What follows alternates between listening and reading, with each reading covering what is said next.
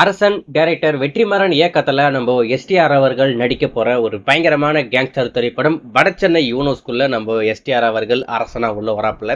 ஏன்னா வெற்றிமாறன் இயக்கத்துல நம்ம தனுஷ் அவர்கள் நடிக்க வடசென்னை அப்படின்ற ஒரு படம் வெளிவந்து ஒரு பிரளயத்தை கிரியேட் பண்ணியிருக்கு. இப்போ அன்பின் எழுச்சி வடசென்னை 2க்கு நம்ம எல்லாரும் வெறிகுண்டு காத்துக்கிட்டு இருக்கோம்.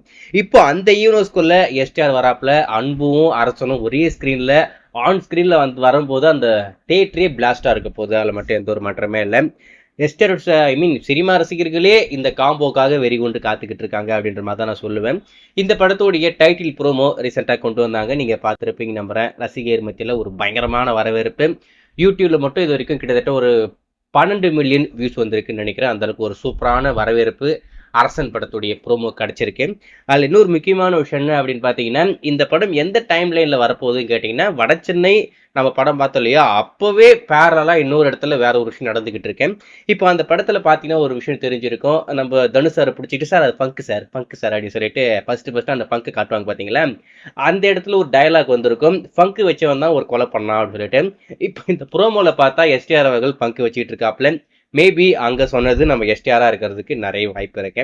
ஸோ இந்த மாதிரி நிறைய கனெக்ஷன் அந்த வடசென்னையோட இருந்து ஒரு ப்ராப்பரான யூனிவர்ஸில் வரக்கூடிய ஒரு திரைப்படமாக இருக்கும்னு நினைக்கிறேன். ரைட்டிங்காக ரொம்ப சூப்பராக இருக்க போது. அதில் இன்னொரு முக்கியமான விஷயம் என்ன அப்படின்னு பார்த்தீங்கன்னா, கூடிய விரைவில் நம்ம அனிருத் அவர்கள் ஓன் லேபிள் ஆடியோ லேபிளை லான்ச் பண்ணுறாப்புல. அதில் குறிப்பாக அவர் ஃபஸ்ட்டு ஒரு ஆடியோ ரைட்ஸை வாங்க போகிறாருன்னா அவருடைய ஓன் ப்ரொடக்ஷனில் அவரே ஆடியோ ரைட்ஸை வாங்கி எல்லாத்தையுமே லான்ச் பண்ண போகிறாரு போல இருக்கு.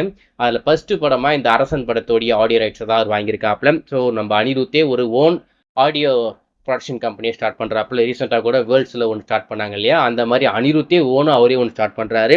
இதுக்கப்புறம் வேறு எவனுக்குமே நான் ஆடியோ ரைட்ஸ் கொடுக்க போகிறது இல்லைடா, இனிமேல் நானே பார்த்துக்கிறேன்டா அப்படின்னு சொல்லிட்டு அவரே ஒன்று ஸ்டார்ட் பண்ணிட்டாரு போல இருக்கு. ஏன்னா அனிருத் ஒர்க் பண்ணாருன்னா அந்த படத்தோடைய ஆடியோ ரைட்ஸ் அப்படின்றது பெரிய விலைக்கு சேல் ஆகுது. லாஸ்ட்டாக அவருடைய ஹையஸ்ட் ரெக்கார்ட் அப்படின்னு பார்த்தீங்கன்னா 35 கோடி சேல் பண்ணியிருந்தாங்க. இனிமேல் அதெல்லாம் வேண்டாம், நானே பார்த்துக்கிறேன், நானே எல்லாத்தையும் நானே பார்த்துக்கிறேன்னு சொல்லிட்டு முடிவு பண்ணிட்டாரான்னு தெரியல.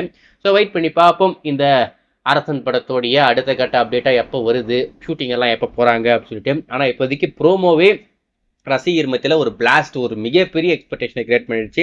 அதில் இன்னொரு முக்கியமான விஷயம் என்ன அப்படின்னு பார்த்தீங்கன்னா, நம்ம அனிருத்துடைய பேக்ரவுண்ட் ஸ்கோர் வேற லெவலுங்க. பயங்கரமான ஒரு ஸ்வாகு, சூப்பரான ஒர்க்கு, தரமான ஒர்க்கு. அதில் மட்டும் எந்த ஒரு மாற்றமே இல்லை.